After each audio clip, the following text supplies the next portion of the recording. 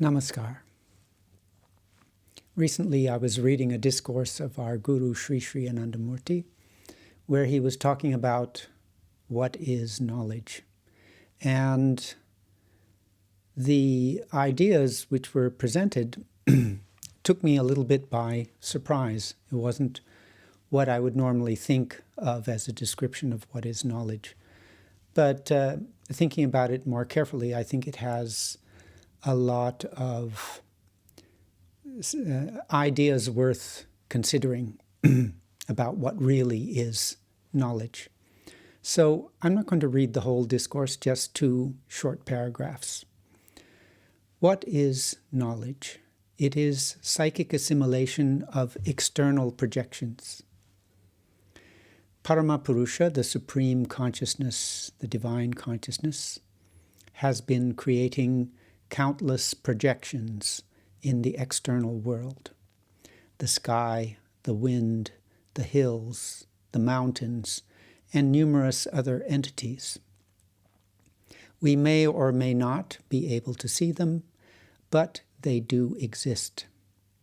There are innumerable subjects, the individual eyes witnessing, and innumerable objects being witnessed.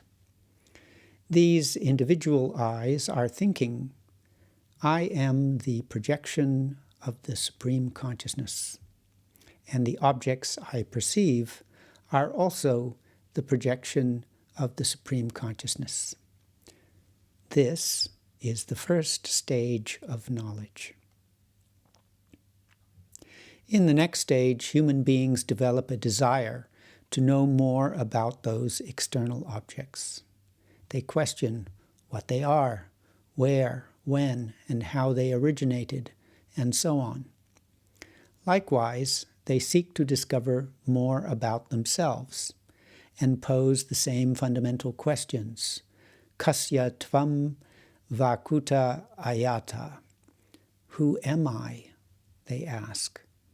Where have I come from, and why? Where shall I go from here? In their search for the answer, human beings strive to realize that supreme consciousness. This is the second stage of knowledge. And it goes on and in more detail about a third stage of knowledge and so forth. But I wanted to focus on these 2. So it says that the first stage of knowledge is when the individual eyes, you, me, and everybody else, are thinking, I am the projection of the Supreme Consciousness, and the objects I perceive are also the projection of the Supreme Consciousness. Now, I somehow doubt that a lot of us are walking around thinking like that. I, for one, am trying to train myself to think like that.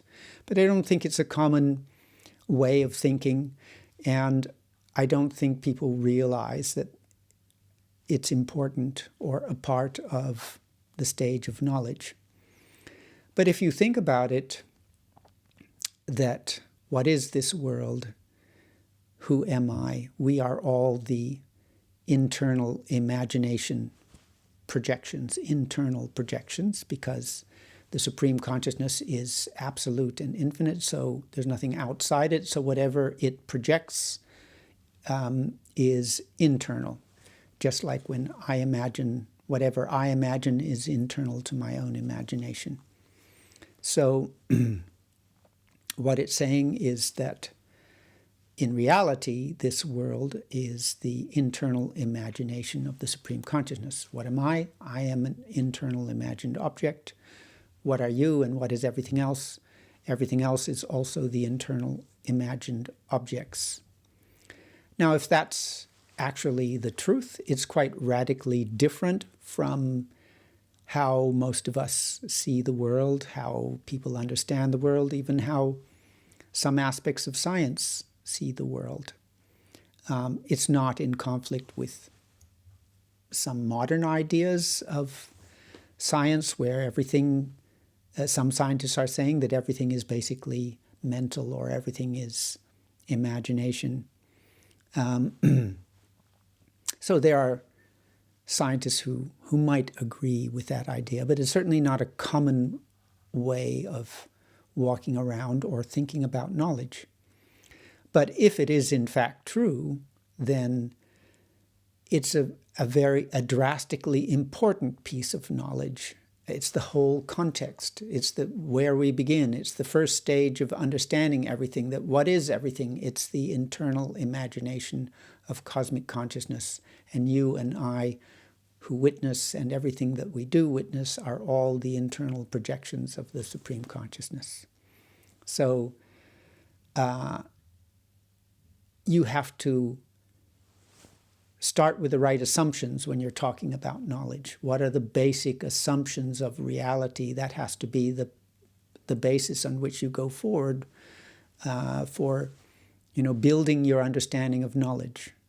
So to me, it seems as an important fundamental, right? Science may give certain ideas, but those ideas are coming from certain assumptions about reality, right? So the whole way we look at the world is based on certain assumptions about reality. So your starting assumptions have to be correct. So that is why I think this is mentioned as the starting assumption, or the starting idea about reality.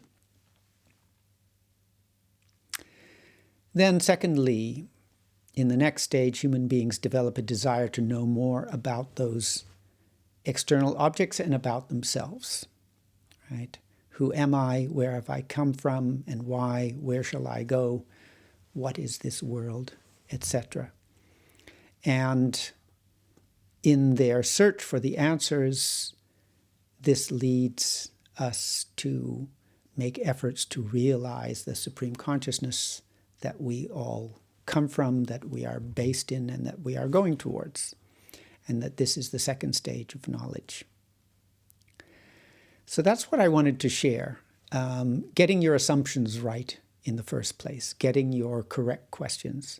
I love that quote from Einstein where he says, if I were going to have 10 minutes to solve a problem, I would spend the first 9 minutes making sure I have the right question. All right, so what's the takeaway? I think maybe if you want to get your assumptions right, it's time for us to be like the unit eyes, the individual eyes that are talked about here. It says the unit eyes are thinking, I am the projection of the Supreme Consciousness, and the objects I perceive are also the projection. If we're not thinking that way, and we want to get our fundamentals right, maybe it's time to start thinking that way. So I wish you an interesting day, an interesting week, and I encourage you to try to redesign your fundamental assumptions and start walking around thinking like this. I am the projection of the Supreme Consciousness, and the objects I perceive are also the projection of the Supreme Consciousness. And may that bring you not only knowledge, but also some bliss. Thank you. Namaskar.